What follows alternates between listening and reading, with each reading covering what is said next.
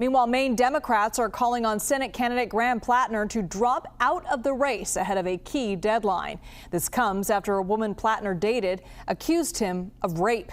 Platner denies the allegations, and Maine Democrats say Platner's team reached out to them to influence the process to pick a replacement candidate.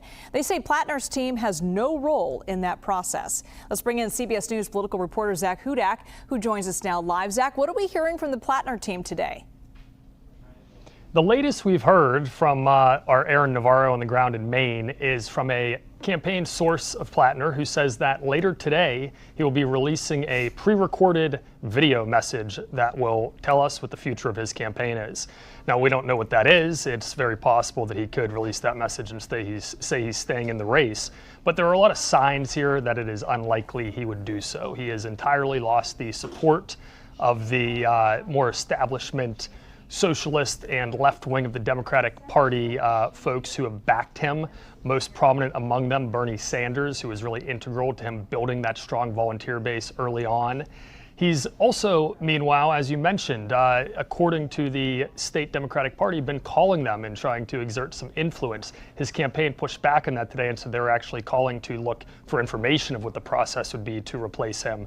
But nonetheless, that clearly shows that dropping out of the race is on the table. There is a time limit on this. He has only until Monday to drop out if Democrats are to put a new name on the ballot in November. So I think that we are likely to hear one way or another in that video announcement later today. And it certainly is leaning toward, based on what we know, him leaving the race. Yeah, and that's not going to give Democrats a whole lot of time to find somebody else. But if Platner does drop out later on today or before Monday, how would a new candidate be selected?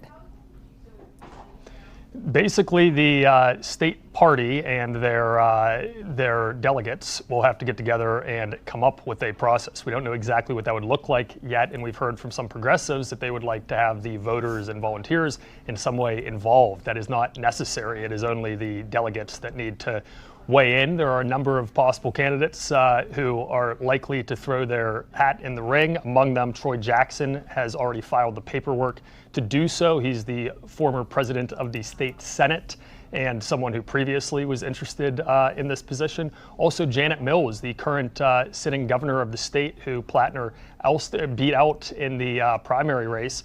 She is still technically in the race. She could return here. She's a much more moderate candidate, though, a more establishment Democrat, and be very different from him. And then finally, there's Jordan Wood, who previously served as Representative Katie Porter's chief of staff. He's less known, but also progressive and someone whose name has been coming up. So there are a lot of options for the Maine Democrats to choose. The question is, do they choose someone who is really in that Platner extreme left mold, someone who's a little bit closer to the center, or do they choose someone who is, what would be expected from a Maine Democrat, which would be the current sitting governor, Janet Mills? There's a lot for them to figure out, and they only have a couple weeks to do it, assuming that Platner drops out of this race. Zak Hudak, thanks so much.